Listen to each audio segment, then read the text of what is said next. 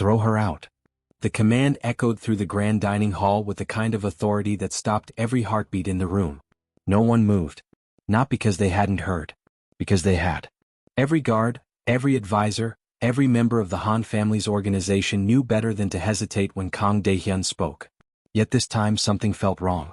Standing quietly beside the long dining table was a woman in a simple gray housekeeping uniform. Her name was Amara Brooks. For 6 years she had cleaned the mansion before sunrise, prepared meals for the elderly matriarch, and disappeared into the background before important meetings began. She never complained. She never asked questions. Most people barely noticed she existed. Today, every eye in the mansion was fixed on her.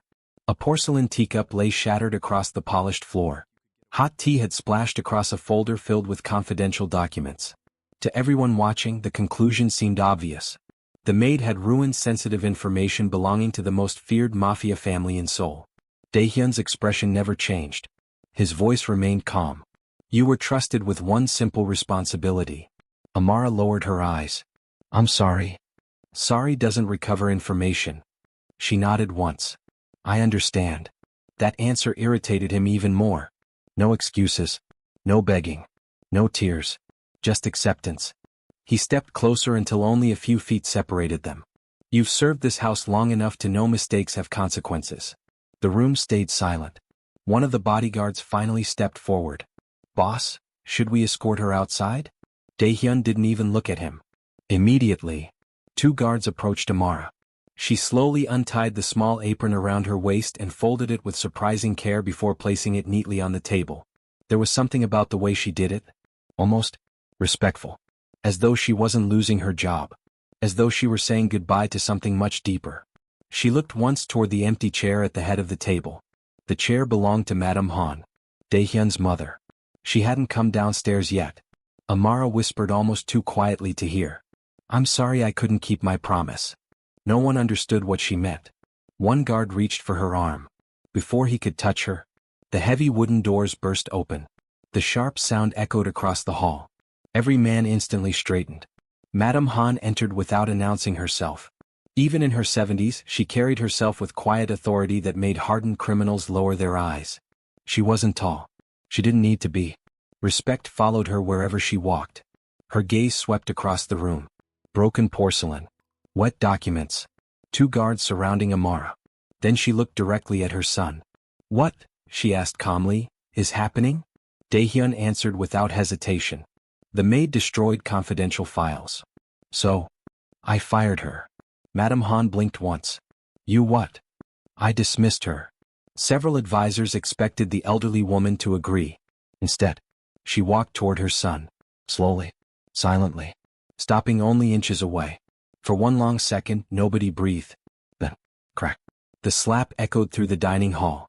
No one could remember the last time anyone had dared lay a hand on Kang Dae-hyun. Several guards instinctively reached for their weapons before realizing who had struck him. His own mother. The entire room froze. Dae-hyun slowly turned back toward her, stunned. Mother? Her voice trembled, not from fear but from disappointment.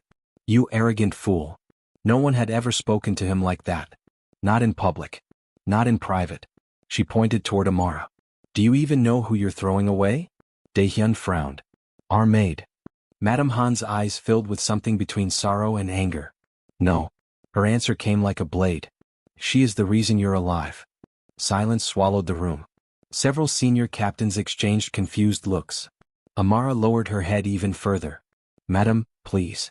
But Madame Han wasn't finished. When your father was dying. She stopped. Her breathing grew heavier. He trusted one person above everyone in this room. She pointed again. Her. Every face turned toward Amara. Impossible. She had scrubbed floors. Prepared soup. Folded laundry. How could the feared former Mafia leader have trusted a maid more than his own captains? Dae-hyun laughed once. A short, disbelieving laugh. This has to be some misunderstanding. It isn't. My father barely knew her. Madame Han's eyes hardened. No. He trusted her with something he couldn't trust even you. The sentence landed harder than the slap. Dae-hyun felt something unfamiliar. Doubt. Because his mother had never lied. Not once. She reached into the sleeve of her traditional jacket. From inside she removed a small brass key attached to a faded blue ribbon. Without a word, she held it toward Amara. The maid stared at it. Her hands began to shake. I told you, Madame Han said softly, that this day would eventually come. Amara looked as though she wanted to refuse. Instead, she accepted the key with trembling fingers. Dae-hyun frowned. What is that? Madame Han looked directly into his eyes. The truth. She turned toward the staircase. Bring everyone to your father's private study. Her next words sent a chill through every person in the mansion. Tonight, your family will finally learn who the real traitor has been all these years. The walk to the late patriarch's private study felt longer than anyone remembered. No one spoke. The only sound was the steady rhythm of footsteps across the wooden floor. For years that room had remained locked. Even Kang Dae-hyun had entered it only twice since his father's funeral. His mother insisted nothing inside should be disturbed. Now she stood before the old oak door while Amara held the small brass key with both hands. Go on, Madame Han said gently. It belongs to you now. Amara hesitated. I don't think I'm ready. You've been ready for 6 years. With a shaky breath, she slid the key into the lock. Click. The old mechanism turned. The door slowly opened. A faint scent of cedar and old books drifted into the hallway. Everything inside looked untouched. The desk remained perfectly organized. A faded family photograph rested beside an old fountain pen. Shelves lined the walls, filled with journals and leather-bound ledgers. Dae-hyun looked around the room. I've searched this office before. Madame Han nodded. You search for money. Then what am I supposed to find? The truth. Amara walked toward an antique bookshelf in the corner. She didn't even look twice. Her fingers reached behind the third shelf exactly where they had years ago. A hidden latch clicked. The bookshelf slowly swung outward. Gasps filled the room. Behind it was a narrow chamber no larger than a storage closet. Inside sat a single steel safe. Every captain looked at Dae-hyun. None of them had known it existed. Even he stared in disbelief. My father never told me about this. Madame Han answered quietly. Because he feared someone close to him would force the combination out of you. Amara knelt beside the safe. Instead of entering numbers, she pressed her thumb against a small glass panel. Nothing happened. Then a tiny green light flashed. The lock released. Dae-hyun frowned. Biometric security? My husband installed it years before it became common, Madame Han replied. Only 2 fingerprints could open it. His. And Amara's. The room erupted in whispers. One captain shook his head. This can't be possible. Another muttered, Who exactly is she? Amara slowly opened the heavy door. Inside were 3 items. A thick envelope sealed with dark wax. A hard drive. And a worn leather notebook. Madame Han picked up the envelope first. The handwriting on the front stopped Dae-hyun cold. It belonged to his father. Written across the front were 7 simple words. For my son when he is ready. His hands suddenly felt heavier. Madame Han placed the envelope into them. You should read it. Dae-hyun carefully broke the seal. Inside was a handwritten letter. His father's voice seemed to come alive through the ink. If you're reading this, it means I've failed to protect you myself. The room became perfectly still. There will come a day when someone convinces you that loyalty can be measured by fear. When that day comes, remember this. The people willing to die for you are rarely the loudest ones in the room. Dae-hyun swallowed hard. His father continued. Amara Brooks is not your servant. His eyes lifted toward her. She couldn't meet his gaze. She saved your life before you ever knew her name. A murmur spread across the room. Dae-hyun's heart began to pound. Saved his life. Oh. The letter continued. 6 years ago, while you were returning from Busan, your convoy was ambushed. You believed rival gangs failed because of your security team. He looked up again. They told me exactly that. Madame Han slowly shook her head. They lied. His father's words answered why. Someone inside our organization sold your route. They expected you to die that night. Every captain looked at one another. Someone in this room had betrayed the family. The only reason you survived is because Amara overheard the conversation while cleaning a guest house where 2 of our own men were meeting. Amara finally spoke. I wasn't spying. Her voice was barely above a whisper. I was replacing the curtains. She looked embarrassed even now. I heard them mention your route, and the bridge. Madame Han continued the story. She came to your father immediately. He believed her? He always trusted honest people. Dae-hyun looked back at the letter. She begged me not to tell you. She feared the traitor would disappear before we could identify everyone involved. His breathing became slower. I never knew. No, Madame Han replied. Because she asked your father to protect your pride as much as your life. Amara's eyes filled with tears. I knew how much you wanted to prove yourself. I didn't want you thinking someone had to save you. The word struck him harder than any bullet ever could. For 6 years. He had walked past her every day, never once saying thank you, never even knowing. Then his eyes drifted to the hard drive inside the safe. What's on that? Madame Han didn't answer. Instead, she looked toward one particular captain standing near the back. Captain Seo Min-jae. A man who had served the Han family for nearly 20 years. He suddenly shifted his weight. Only slightly. But Amara noticed. So did Madame Han. Her expression changed. Don't move. The room instantly tensed. Captain Seo forced a smile. Madam, surely you don't suspect me. No. She stepped closer. I stopped suspecting you 3 years ago. His smile faded. I became certain. The captain's hand slowly drifted toward the inside of his jacket. Dae-hyun noticed. So did every guard. In one explosive motion, Captain Seo pulled out a pistol. People shouted. Chairs crashed to the floor. Guards reached for their weapons. But Captain Seo wasn't aiming at Dae-hyun. He was aiming directly at Amara. Give me the drive. Amara instinctively stepped backward. Captain Seo's voice cracked with desperation. You should have left years ago. The room froze. Every horrifying piece suddenly fell into place. The quiet maid. The hidden safe. The ambush. The years of silence. She hadn't been hiding from the Han family. She had been hiding from the man who had spent 6 years trying to erase every witness to his betrayal. Captain Seo's finger tightened on the trigger. And Dae-hyun had less than a second to decide whether he would trust the woman he had fired, or the man he had called family for nearly half his life. Dae-hyun didn't hesitate. Down? He lunged toward Amara just as the gunshot shattered the silence.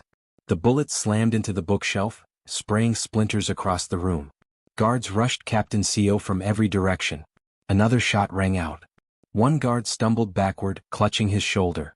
Captain Seo kicked over a chair, creating just enough space to run. Stop him. Dae-hyun shouted. But Seo already knew every escape route inside the mansion. He burst through the study door and disappeared into the hallway. Within seconds the estate was alive with alarms. Seal every exit. Dae-hyun ordered into his radio. No one leaves the property. Amara remained on the floor, breathing hard. Dae-hyun offered his hand. For a moment she simply looked at it. Then she accepted. I'm sorry, he said quietly. She gave a faint smile. This isn't the time for that. Madame Han picked up the hard drive from the open safe. He wanted this more than anything. Which means everything we need is inside. They hurried to the study's computer. Dae-hyun inserted the drive. A password prompt appeared. No one knew the code. Amara stared at the screen. Then she remembered something. The tea. Dae-hyun frowned. What? The last conversation I had with your father. He said, if you ever forget the password, remember how we always took our tea. Madame Han smiled through tears. 3 sugars. Amara typed. 3 sugars. The computer unlocked. A folder appeared. Insurance. Inside were dozens of files. Bank transfers. Shipping records. Security footage. Voice recordings. Every document pointed to one man. Captain Seo. For 6 years he had secretly worked with a rival syndicate, selling information about the Han organization while blaming loyal members for every failure. He killed my father. Dae-hyun whispered. Madame Han slowly shook her head. No. She opened one final recording. The voice of the late patriarch filled the room. If you're hearing this, then Seo has exposed himself. Dae-hyun froze. I couldn't remove him immediately because he wasn't working alone. I needed him to believe he had won. The recording continued. Amara volunteered to stay inside this house as an ordinary maid. Every day she risked her life so we could uncover every traitor connected to him. Dae-hyun looked at her in disbelief. You agreed to that?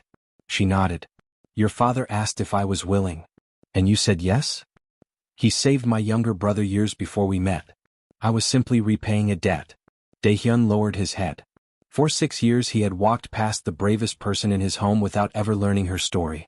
A guard suddenly burst into the study. Boss. What is it? We found Captain Seo. Alive. The guard hesitated. He took a hostage. Dae-hyun's expression hardened. Who? The kitchen staff. Seo had barricaded himself inside the estate's old warehouse. One frightened cook knelt beside him with a gun pressed against her head. As Dae-hyun approached, Seo laughed. You should have destroyed that drive. It's over, Seo. No. Seo smiled.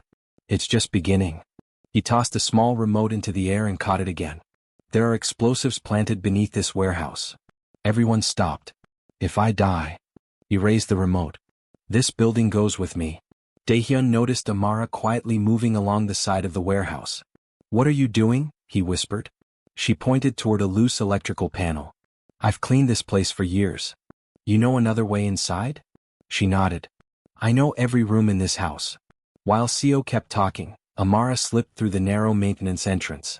She moved silently through the darkness, step by step, until she stood directly behind him. Before anyone could react, she grabbed his wrist. The remote fell. Dae-hyun charged forward. The two men crashed into a stack of wooden crates. After a brief struggle, guards pinned Seo to the ground and handcuffed him. The hostage ran to safety. It was over. As police vehicles surrounded the estate, Seo was led away in silence. Before entering the car, he looked at Amara.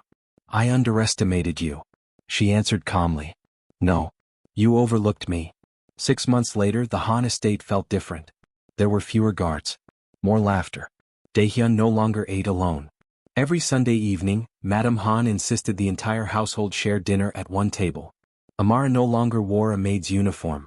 She served as the family's trusted security advisor, though she still smiled whenever she carried tea into the study. 3 sugars. Just like before. One afternoon, Dae-hyun paused outside the garden. I never properly thanked you. Amara smiled. You already have. How? You finally learned that loyalty isn't measured by titles. He nodded. And neither is family. The place where she had once been ordered to leave had become the place where she truly belonged. What did this story teach you about loyalty, humility, and judging people by appearances? Share your thoughts in the comments, and subscribe for more unforgettable stories that will change how you see the world.